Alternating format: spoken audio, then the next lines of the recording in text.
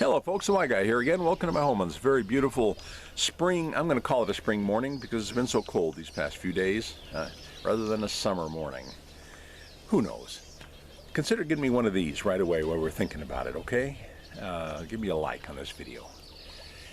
The name of this video is called The Y Guy Gets More Comments About Demons. Why is that? Man, it's just... And this is from an old video I did years ago about demons. People just have a tendency, they just want to defend the existence of demons as much as they want to defend the existence of God. And I just find that very odd. As if they've had more demonic experiences than they've had, and they base it on experiences. They have more demonic experiences in their life than they do experiences from God. Something's wrong, folks. Okay? And I just want to quote somebody on this video who feels it necessary, who felt it necessary to conclude by being very derogatory and condemning of my counterpoints. Okay, this person had their points and I had my counterpoints. And I'm sure they probably felt the same way about yours truly here, even though I didn't intend it to come across that way.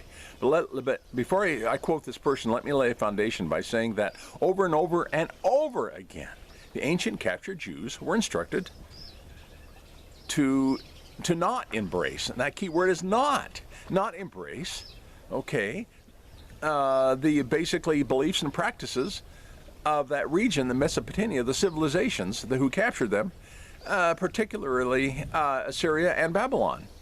And where I got this information from was from translations from clay tablets circa 6500 to 3500 BC. There's a word galus that was used in this region to describe evil spirits who lived in an underworld called Kurnugia, K-U-R-N-U-G-I-A. And the inhabitants of Kurnugia was known as the Galu, G-A-L-L-U, okay? Eventually, they became known as demons or devils, and the place of Kurnugia was known as Infernum, eventually became known as Infernum to the ancient Latins, and it became known as Hades to the ancient Greeks, which eventually then became hell in most of our modern day English Bibles. Remember how I stated oversimplify, okay? And I really did, big time. However, when you Google the origin of the word demon, it will tell you that it came from the Greek language, making a person think that the concept of a demon originated from them.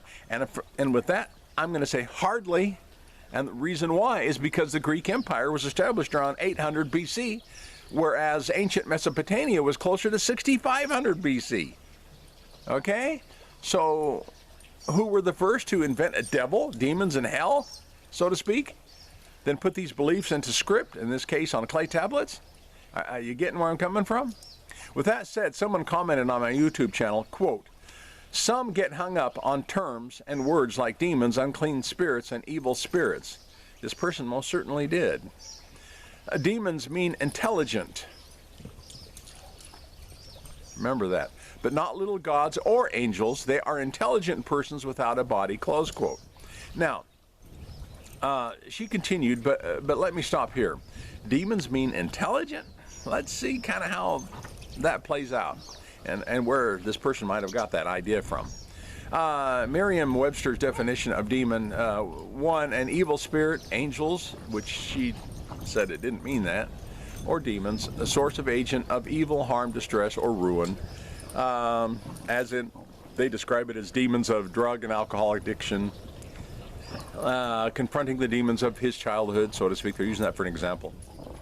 Okay.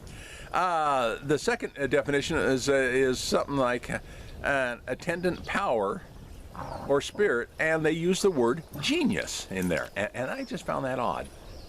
But three, they call it a mythology, a supernatural being whose nature is intermediate between that of God and that of human beings. And four, one has exceptional, this was new for me, exceptional enthusiasm, drive, or effectiveness. Effectiveness, a demon for work. What a weird way to put that. Anyway, notice how the second and fourth definitions is attributing genius and enthusiasm to a person, okay, and not to a separate entity without a body. Whereas all other definitions are definitely referring to unclean, evil spirits, and even angels, as this person contradicted that it would be angels. Well, anyhow, that's irrelevant. She continued by saying, quote, "Call them what you will," as she did. "Play with words all you want," as she did. "I came to the knowledge of Christ by casting out 5 demons or spirits out of myself. I was completely disabled and tormented. I felt them come out of me and scream and growl, and my disability was cured after they left.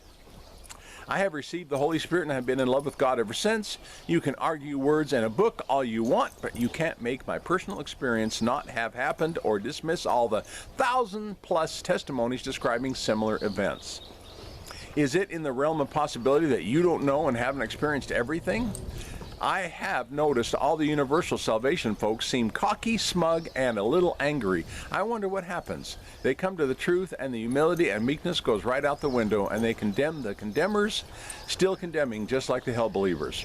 Close quote. Now, first and foremost, folks, I'm so glad to hear that this person received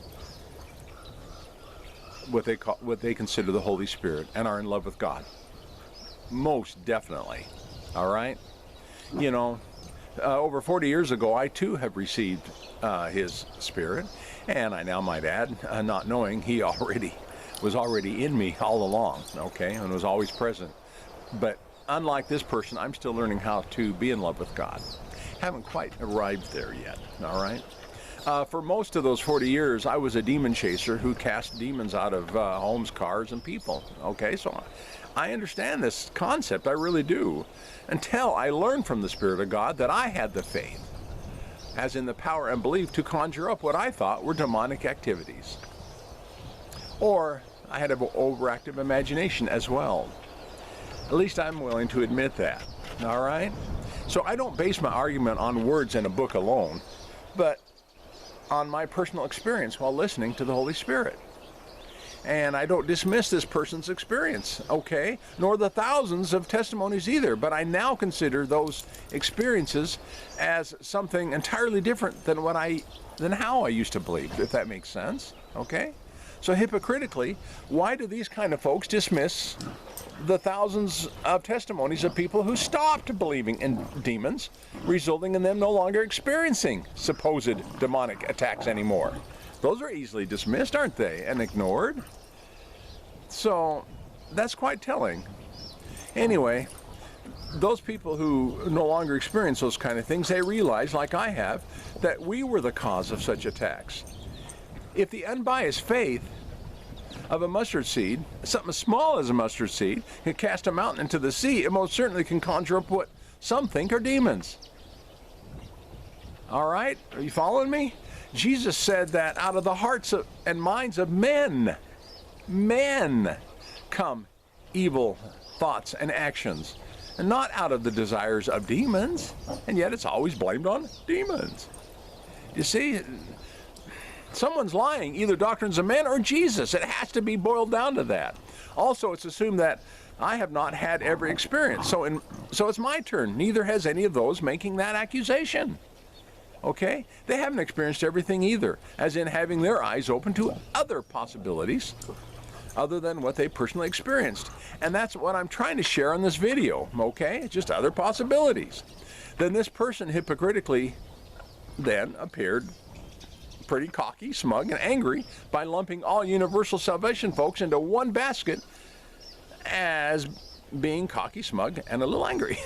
You see what I'm getting at? Furthermore, it seems as though what they consider truth, okay, their humility. Let me put up another set of notes here, if it stays from the wind here. Anyway, their humility and meekness has gone right out the window too. And she condemned me for my beliefs that are different than hers, just like hell believers do. So that's what I meant when I said hypocrisy. Well, anyway, I used her words, not my own, in describing what I just said, all right? So what's good for the Y guy is good for people like this as well. That's just how it works. You know, I often pull the log out of my eye, so I suggest for people to give it a try. So the bottom line, in coming close to a close in this video, is that we're in this goofy stuff together to encourage each other to trust God. All right? That's all I'm trying to do. And these folks seem to want to trust in their experience over and above trusting in a God who wouldn't create an invisible enemy to torment them. Instead, he gave us the power and ability to heal ourselves, which I believe is what happened to this person. Okay? However, in the process and the frustration that she felt in her disability, in doing so, if she screamed and growled, so be it. I'm not at all surprised at that. When I was delivered from things, okay, I'm not going to get into this video, that people would call possession, okay, I was angry while crying like a baby. You know, the healing of my mind was wonderful, folks. I trust in God even more now, since I'm no longer looking over my shoulder worried about evil spirits or invisible, intelligent persons without a body. Unknowingly, she defined animism, because that's what spirits without a body, that's the definition of it, okay? This is not my play on words, as a term that she used as a cop-out, but I discovered from my Koine Greek New Testament that the ancient Latin church substituted, and I'm saying substituted, not translated, okay, the Greek word animism into the word demon. Thus, the rendering in my New Testament is animistic influence, wherever demon was printed in most Latin-based Bibles, which means a healing of the mind from believing in evil spirits without bodies, just as this person believed. You see what I'm getting at? This is what Jesus and his disciples went about Judea delivering people of. It's a healing of the mind, because notice that when this happened, it's written that in every case, people were healed. And in Latin-based Bibles, basically people they went about healing people and casting out demons. That's kind of how it was written in the Latin-based Bibles. Okay? It's just that we picture this Hollywood version of delivering of demons, and then we put healing aside, not combining the two, which I'm trying to express here in this video, okay? Well, anyway, in closing this video, people like this person are in need of being delivered and healed in the mind from animism, all right? I know it's hard to let go of what people like this have held on to as truth for so long. I understand that. And I'm not the one that's hung up on anything, but people like her most certainly are. It's called cognitive dissonance. Look that one up, okay?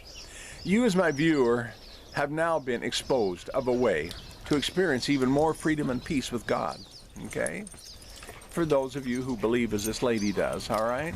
So you can choose to reject what I'm saying and continue to ridicule and judge me for not agreeing with you, if you want, but I will never, ever return to the vomit of doctrines about demons that Paul told us not to entertain. I hope that made sense. I hope this video made sense. Did you remember to give me one of these? Subscribe too. Stay down, Kia. Stay down. Subscribe to this channel if you haven't already. And goodness, now I've got two dogs that want my attention. I love it though. Can't complain. What else was you distracted me, guys? You did. You're beautiful. I'm gonna bump the stand. If you scroll down to the Show Me More section, you'll see quite a few links down there. Would you consider checking those out before turning off this video? I'd really appreciate it, and thank you for viewing.